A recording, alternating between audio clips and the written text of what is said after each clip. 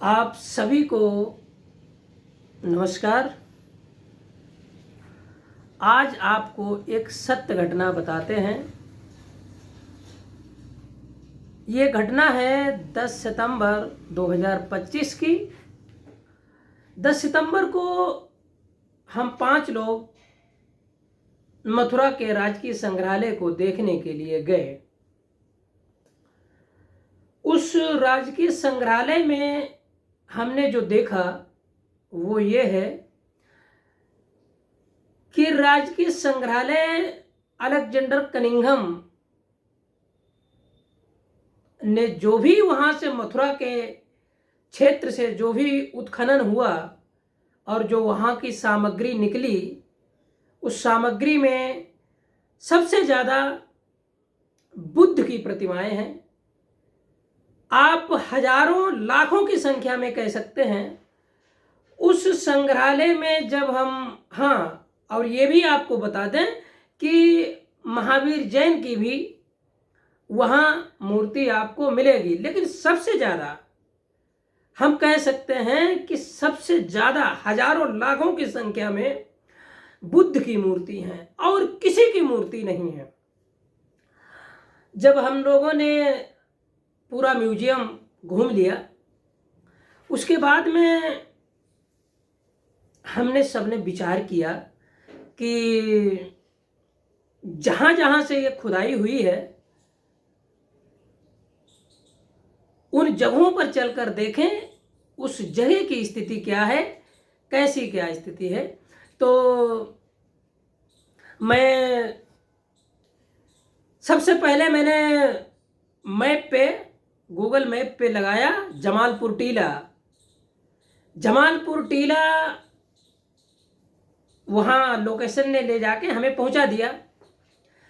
गाड़ी से जब हम उतरे तो वहाँ पर हमने देखा कि एक व्यक्ति के पास में स्कूटी है और वो स्कूटी पर खड़े हुए हैं और एक व्यक्ति खड़े होकर उनसे बात कर रहा था।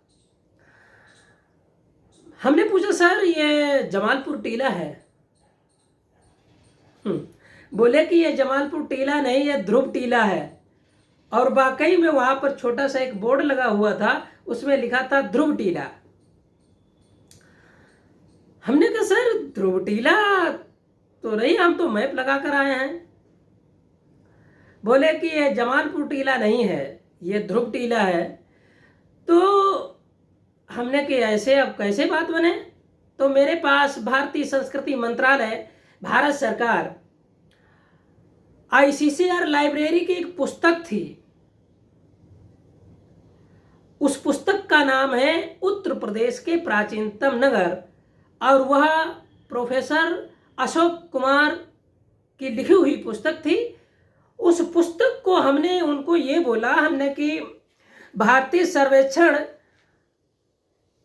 भारतीय पुरातत्व सर्वेक्षण के पहले महानिदेशक सर अलेक्जेंडर कनिंघम ने यहाँ पर 1871 में खुदाई करवाई थी।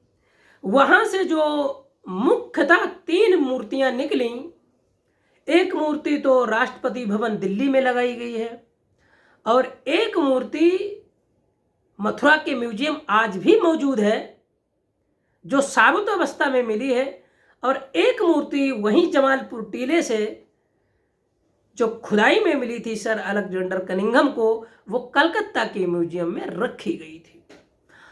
जब उस व्यक्ति ने मेरे हाथ में वो पुस्तक देखी तो वो हमको कुछ जवाब दे पाते, उनको कुछ समझ में नहीं आया और उसमें स्कूटी में चाबी लगाते हैं और रफू चक्कर वहां से हो जाते हैं। साथियों, समझने की बात यह है कि 1871 में अलेक्जेंडर कनिंघम ने तो जमालपुर टीले की खुदाई की थी और आज भी वो गूगल मैप जमालपुर टीला के नाम से प्रसिद्ध है। आप डालोगे तो वहीं पर ले जाकर खड़ा कर देगा, लेकिन उस जगह का नाम परिवर्तित हो गया है, उसको बना दिया गया है ध्रुव टीला। और ध्रुव टीला तो एक कहने के लिए वहां पर बहुत ऊंचे ऊंचे 3-3 मंजिल 4-4 मंजिल के मकान बन चुके हैं। मेरा कहने का तात्पर्य यह है, बुद्ध की संस्कृति इतनी विशाल है, इतने बड़े पैमाने पर मथुरा के एक जगह नहीं 12 टीलाओं की खुदाई करके वहां जो सामग्री मिली है वह सब राजकीय संग्रहालय मथुरा में सुरक्षित रखी गई है। और अलेक्जेंडर कनिंघम सर पुरातत्व विभाग का निर्माण अगर नहीं करते तो वही सब सामग्री बिखर गई होती। और आज वहां पर जो कर्मचारी हैं वहां आप देख तो सकते हैं लेकिन वीडियो नहीं बना सकते हो, ये गाइडलाइन है वहां की। कुछ लोगों का कहना यह है कि बुद्ध नास्तिक थे, लेकिन हम कैसे माने बुद्ध नास्तिक थे? बुद्ध ने जो सर्च किया, शोध किया और जो उन्होंने पाया उसी को उन्होंने स्वीकार किया, अन्यथा उन्होंने नकार दिया। बुद्ध ना तो नास्तिक है, ना तो बुद्ध आस्तिक हैं और ना नास्तिक हैं। बुद्ध को हम वास्तविक कह सकते हैं कि उन्होंने वास्तविकता पर सबसे ज्यादा जोर दिया है। और यह जो घटना है, ये घटना ऐसी है, ये मामूली घटना नहीं है। और वो जो स्कूटी वाला व्यक्ति था, वो मैं क्या बताऊं आपको, जैसे लोग कहते हैं ना कि हवा हवाई तो कुछ भी कर लो, कह लो, हवा हवाई में कुछ रखा नहीं है।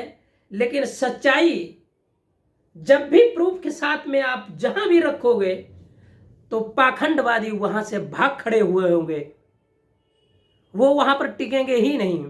और जब ही उसने भारतीय संस्कृति मंत्रालय भारत सरकार की जो पुस्तक देखी ना, उसने कहा अब मेरी चलने वाली है नहीं, इसलिए लगाई चाबी और रफू चक्कर हो गए। तो मथुरा वास्तविक में कृष्ण की जन्मभूमि नहीं बल्कि बुद्ध की कर्मभूमि है।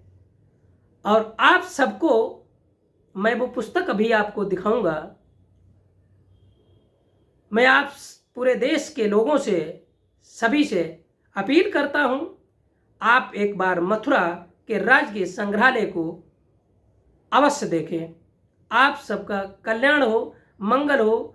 जय भारत, जय संविधान, जय लोकतंत्र। धन्यवाद।